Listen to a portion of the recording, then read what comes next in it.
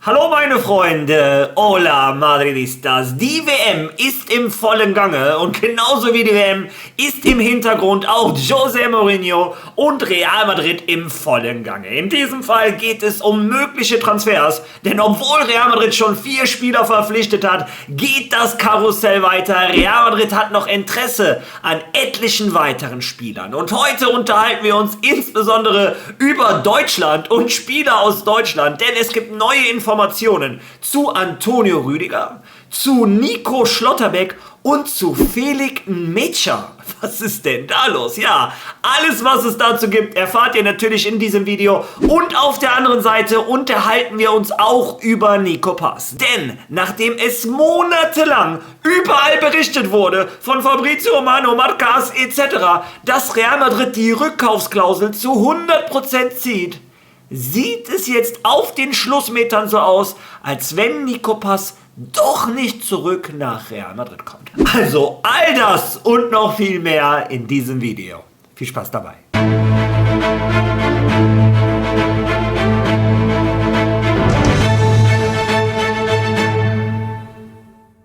Ja, legen wir direkt los mit der Aktualität von Real Madrid. Und nein. Naja, ich krieg gerade aus der Regie die Information, dass ich die WM-Ecke machen soll und irgendwie habe ich keine Lust drauf. Trotzdem hier die WM-Ecke.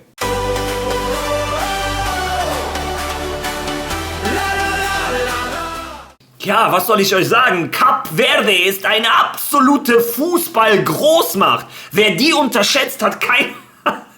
Nein. Also, was soll ich sagen? Spanien blamiert sich bis auf die Knochen und spielt 0:0 gegen Cap Verde. Und um eine Sache klarzustellen, weil ich habe jetzt in den Kommentaren auch mal Kritik bekommen wegen dem, was ich zu Australien gesagt habe. Sowohl Australien als auch Cap Verde machen das Perfekte, was die aus ihren Mitteln rausholen können. Ein Cap Verde und ein Australien haben genauso Ambitionen wie ein Spanien, Türkei, Deutschland etc. pp. Die sind nicht in die USA geflogen, um sich da abschlachten zu lassen. Die sind da, um Punkte zu holen und die Taktik geht auf. Inzwischen denke ich dass Verteidigen die neue Meta bei dieser WM ist. Aber das Spiel Cap Verde gegen Spanien war mehr oder weniger das Spiel Australien gegen Türkei. Cap Verde hat mit Mann und Maus hinten verteidigt und das haben die sehr, sehr gut gemacht. Und damit so ein Plan aufgeht, brauchst du auch einen perfekten Tag von deinem Torhüter. Den hatte Cap Verde. Was für ein überragendes Spiel von Vozinha. Der wurde im doppelten Sinne belohnt. Der wurde nicht nur zum MVP, sondern der hat auch wegen einem Spiel fast 2 Millionen neue Follower auf Instagram bekommen. Also Wahnsinn. Der Mann ist 40 und hat gehalten wie Manuel Neuer mit 20. Also unglaublich, ganz starkes Spiel. Ja, allgemein von Cap Verde und Spanien sehr, sehr enttäuschend, viel zu langsam. Ich krieg schon Horrorerinnerungen an die letzten WMs. Hoffen wir mal, dass Spanien ins Turnier findet. Ich hoffe es. Und es gab auch viele Spieler, die verletzt waren, die noch nicht im Rhythmus waren. Wir haben ohne Nico Williams, Lamine Yamal, Merino gespielt. Das sind eigentlich wichtige Säulen für Spanien. Ich hoffe mal, im Laufe des Turniers kommen wir rein. Ja, dann etwas später 2 Madridistas aktiv. Thibaut Courtois mit Belgien gegen Ägypten 1:1. Und da war Ägypten überraschend in Führung gegangen. Doch Belgien hat dann mit der Einwechslung von Romelu Lukaku... Wie viele WMs hat der Typ eigentlich jetzt schon auf den Knochen? Hat nach seiner Einwechslung 20 Sekunden später das 1:1 gemacht. Im Großen und Ganzen dürfen sich beide Nationen nicht beschweren, dass unentschieden geht. Okay, und dann um 0 Uhr hat Saudi-Arabien gegen Uruguay gespielt und es war wieder das gleiche Spiel wie Spanien gegen Cap Verde oder Türkei gegen Australien. Saudi-Arabien mit Mann und Maus gebunkert. Uruguay 27 Schüsse etc. pp. Macht in der 80. Minute das 1:1. Das heißt, Spanien hatte mit dem Ergebnis von Uruguay tatsächlich noch Glück. Fede Valverde durchgespielt, ich glaube sogar MVP des Spiels geworden. Und dann in der Früh, tatsächlich in der Wiederholung gesehen, wahrscheinlich eins der attraktivsten Spiele in dieser WM. Wer hätte das gedacht? Iran gegen Neuseeland. Das war ein offener Schlagabtausch. 17 Schüsse hier, 16 Schüsse da, 2:2 Endergebnis. Ergebnis. Ja, und auch in der Wiederholung, das hat echt Spaß gemacht zuzugucken. Ja, wer hätte das gedacht? Hätte ich das gewusst, wäre ich dafür früh aufgestanden. Ja, das waren die Ergebnisse von gestern, aber heute geht es weiter mit einem Frankreich gegen Senegal. Wir können Kylian Mbappé, Aurélien Tchouaméni beobachten. Da freue ich mich persönlich drauf. Etwas später dann Norwegen gegen den Irak, also Erling Haaland, der Spieler, der fast Madridista geworden wäre, zumindest wenn man die Kelme glaubt. Und dann in der Nacht Argentinien gegen Algerien. Also wer um 3 Uhr morgens aufstehen möchte, um vielleicht Nico Pass zu schauen, ja, zu dem kommen wir ja später im Video. Also, das war es mit der WM-Ecke. Kommen wir jetzt zu Real Madrid. Ja, und starten wir da mit guten Nachrichten. Nachrichten, die mich persönlich sehr gefreut hat. Und wer könnte diese Nachrichten besser zu euch rüberbringen als Fabrizio Romano? Und bei Real Madrid war es, sagen wir mal, ein ziemlich geschäftiger Juni. Im Grunde gab es fast jeden Tag eine Ankündigung zwischen den neuen Verpflichtungen, dem Trainer, den Spielern und den Präsidentschaftswahlen. Es war bisher ein verrückter Monat bei Real Madrid.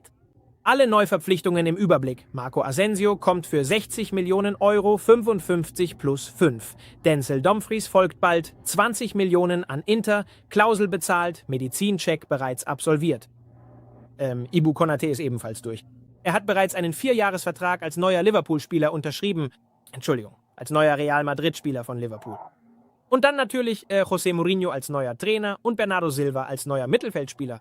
Bernardo wird zum richtigen Zeitpunkt bekannt gegeben, aber Bernardo Silva hat bereits alle Bedingungen mit Real Madrid vereinbart. Eine neue Ankündigung wird heute am Dienstag erwartet. Ich bin in den Vereinigten Staaten. Hier ist noch Montag.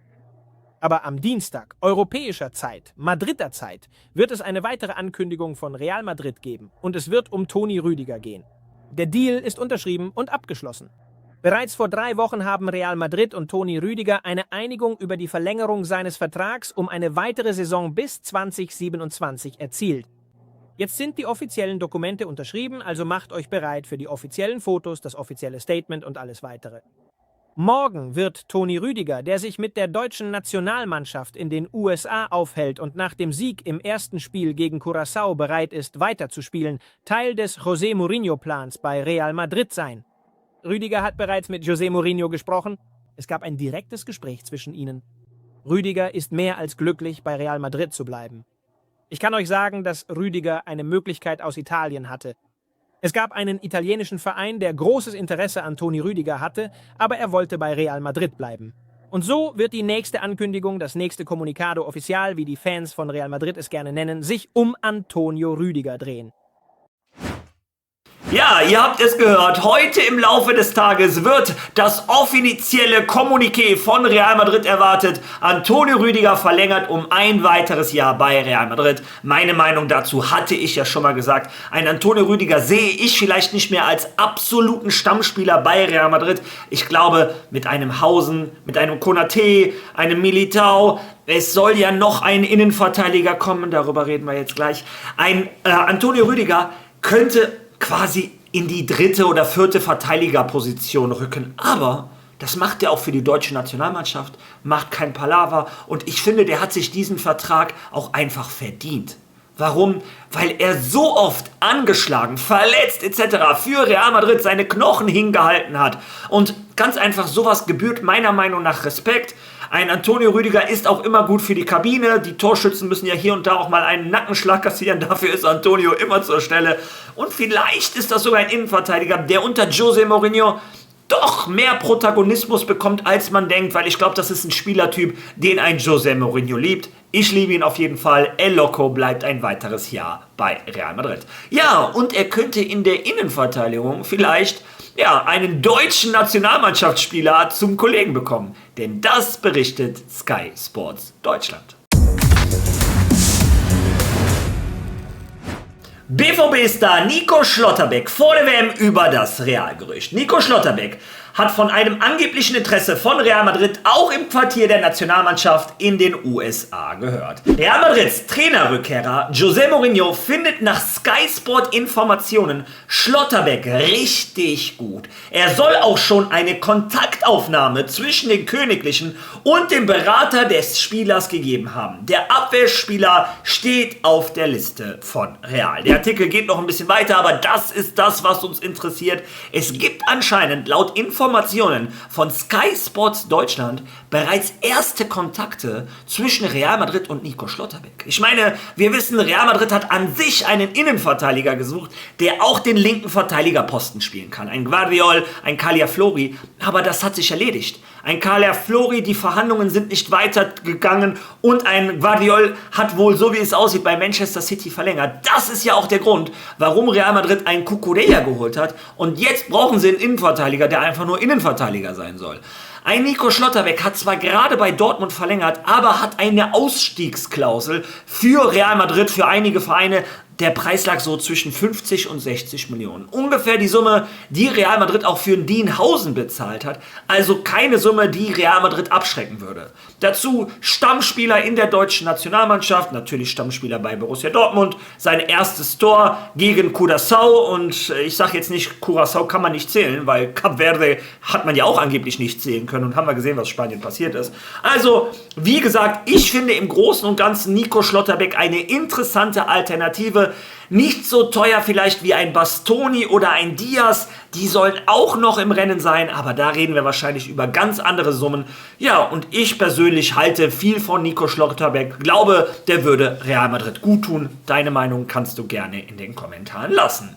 Ja, und ein José Mourinho schaut sich die Spieler der deutschen Nationalmannschaft anscheinend nicht nur wegen Nico Schlotterbeck an, sondern auch wegen dem anderen. Schauen wir da zusammen einmal rein.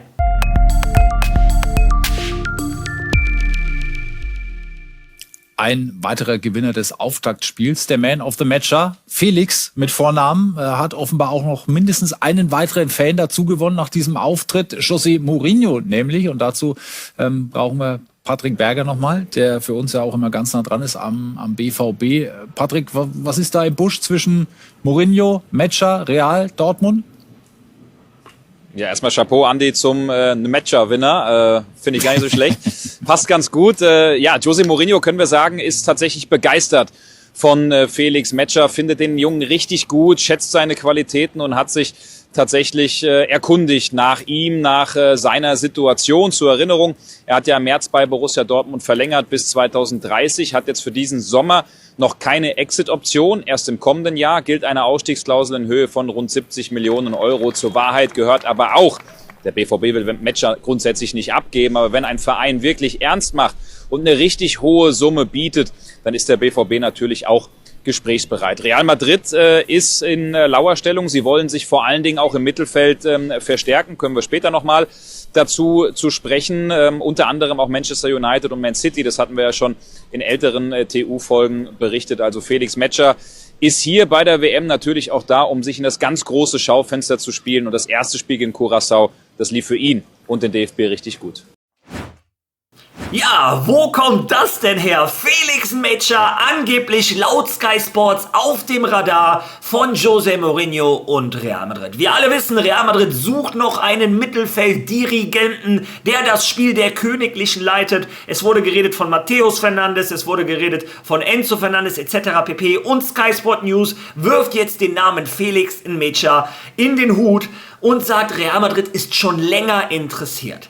Ja, was ich euch dazu sagen kann, woher kommen diese Informationen? Es ist WM. Jeder wird mal 1, 2 gute Spiele machen und auf einmal wird der Name erscheinen. Das ist ja auch mit dem jungen Marokkaner passiert, Boubadia, wenn ich mich nicht täusche. Und auch der auf dem Radar von Madrid. Es wird immer so sein, dass sobald einer 2, 3 gute Spiele bei der WM macht, der Name im Radar von Real Madrid erscheint. Vor allem die Berater wissen ja, Madrid sucht einen Mittelfeldspieler. Das heißt, woher kriegt Sky Sport News diese Information? Vielleicht ist ja der Berater von Metscher involviert. Vielleicht der Berater von Boubadia bei den anderen Informationen. Die Berater versuchen natürlich, ihre Spieler so teuer wie möglich zu machen. Und wenn der Name Real Madrid einmal gefallen ist, steigt der Marktwert des Spielers auf jeden Fall. Ich persönlich glaube es nicht, um ehrlich zu sein, dass Madrid in Mecha als die Lösung für das spielerische Problem von Real Madrid sieht. Abgesehen davon, dass er mit Dortmund für mich persönlich keine überragende Saison gespielt hat, ist er auch immer wieder verletzungsanfällig. Ich zeige euch jetzt mal die Verletzung, die Ausfallzeiten von den Mecha. Der hat jedes Jahr, zwischen bis jetzt 60, 30, 40 Tage Verletzungen im Jahr. Ich meine, dieses Jahr ist er schon bei 46 und wir haben die Hälfte der Saison gerade mal gespielt. Oder die Hälfte des Jahres erreicht. Ich weiß nicht, ob Real Madrid sich noch eine Krankenhausposition sichern sollte.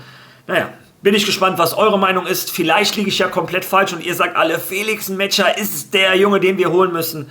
Ich bin bereit, gerne eure Kommentare dazu zu lesen. Ja, und kommen wir von Felix Metscher zu einem anderen jungen Mittelfeldspieler. In diesem Fall zu einem Argentinier, halb Spanier, nämlich Nico Paz. Der Junge aus unserer eigenen Cantera, auf den wir alle so stolz sind, der in Italien zum Mittelfeldspieler des Jahres gewählt wurde, mit 21 Jahren. Was er mit Como diese Saison erreicht hat, ist historisch. Eine Mannschaft wie Como in der Champions League. Eine Mannschaft wie AC Mailand hat es zum Beispiel nicht geschafft. Das ist unglaublich. Ja, und ich glaube, Juventus Turin, wenn ich mich nicht täusche, hat es auch nicht geschafft. Ja, also wie gesagt, der absolute Wahnsinn, was ein Nico Paz da mit Como erreicht hat. Und jetzt das Problem. Laut ESPN, laut Rodri, hat einen großen Artikel geschrieben, dass es gestern Telefonate gab zwischen José Mourinho und Nico Paz. Lesen wir uns das zusammen einmal durch. Real Madrid hat Zweifel an der Zukunft von Nico Paz. Mehrere Quellen berichten ESPN, dass José Mourinho und Nico Paz bereits ein Gespräch über Paz' Zukunft im Team geführt haben. Laut mehreren Quellen gegenüber ESPN ist eine Rückkehr von Nico Paz zu Real Madrid in diesem Sommer alles andere als sicher. Der Spieler von Como, der auf sein WM-Debüt mit Argentinien hofft, hat die Option, ein weiteres Jahr in Italien zu bleiben. Real Madrid besitzt eine Rückkaufsoption in Höhe von 9 Millionen Euro für Nico Paz, die sie diesen Sommer ziehen könnten. Der Verein hat jedoch noch nicht entschieden, wie es mit dem Spieler weitergeht. Im Jahr 2027 würde sich diese Rückkaufsoption auf 10 Millionen Euro erhöhen. Mehrere Quellen berichteten ESPN, dass José Mourinho und Nico Paz bereits ein Gespräch über die Zukunft des 21-jährigen Mittelfeldspielers geführt haben, ohne jedoch schon entschieden zu haben, wo er nächste Saison spielen wird. Nico Paz ist bei Como sehr glücklich und würde gerne ein weiteres Jahr in Italien bleiben, zumal er auch in der Champions League spielen möchte. Nico hat ein hervorragendes Verhältnis zu Cesc Fabregas, der ihm eine wichtige Rolle im Team garantiert, während Mourinho ihm nicht dieselbe Bedeutung versprechen kann. Der portugiesische Trainer möchte die Saisonvorbereitung abwarten, um seinen Kader und die Leihspieler zu bewerten, denen er zum jetzigen Zeitpunkt noch keine feste Rolle zusichern kann. Ja, und da ist das Problem, ihr habt es selber gelesen, bei Como ist Nico Paz der Star. Der hat ihn in die Champions League geführt. Alle spielen für Nico und das ist natürlich ein unglaubliches Abenteuer, was er da erleben kann mit Como in der Champions League. Also du musst dich entscheiden, bin ich der Star des Teams oder muss ich um Minuten bei Real Madrid kämpfen? Wie soll ein José Mourinho ihm einen Stammplatz garantieren bei der Konkurrenz im Mittelfeld von Real Madrid? Und so wie es aussieht, kommt ja noch ein großer Name. Wir haben jetzt schon Arda Güler, Bellingham, Valverde, Tchouaméni, Bernardo Silva etc. Also ich kann einen Nico Paz verstehen. Auf der anderen Seite glaube ich auch, es gibt mit Sicherheit Spiele, die Real Madrid einen Nico Paz gebrauchen könnte. Ja, deshalb habe ich ein geteiltes Herz. Auf der einen Seite hätte ich ihn schon gerne bei Real Madrid, einen Jungen aus unserer eigenen Cantera. Auf der anderen Seite kann ich ihn verstehen. So eine historische Leistung mit Como in der Champions League würde ich auch gerne mitnehmen. Der ist da, wie gesagt, der Cesc Fabregas liebt ihn, die Kameraden lieben ihn etc. Die spielen für ihn. Er kann da richtig aufblühen. Und ich persönlich glaube, es kommt auch viel auf die WM an. Wenn Nico Paz jetzt mit Argentinien eine Monster-WM spielt, der Spieler von Argentinien wird, was auch immer, dann glaube ich, dass ein Florentino Perez sagt, stopp, du kommst sofort zurück. Wenn er bei Argentinien nicht in einen Stammplatz gerät, kann ich mir vorstellen, dass er noch ein Jahr bei Como bleibt. Ja, das ist meine persönliche Einschätzung. Wie gesagt, deine hätte ich gerne in den Kommentaren. Was ich auch gerne hätte, wenn du schon mal da bist, dass du dieses Video liken würdest, hypen könntest. Wer noch nicht auf Follow gedrückt hat, bitte mach es. Unterstützt diesen Kanal ungemein. Und ich würde vorschlagen, wir sehen uns morgen wieder. Also, bis dahin. Hola, Madrid! Andi!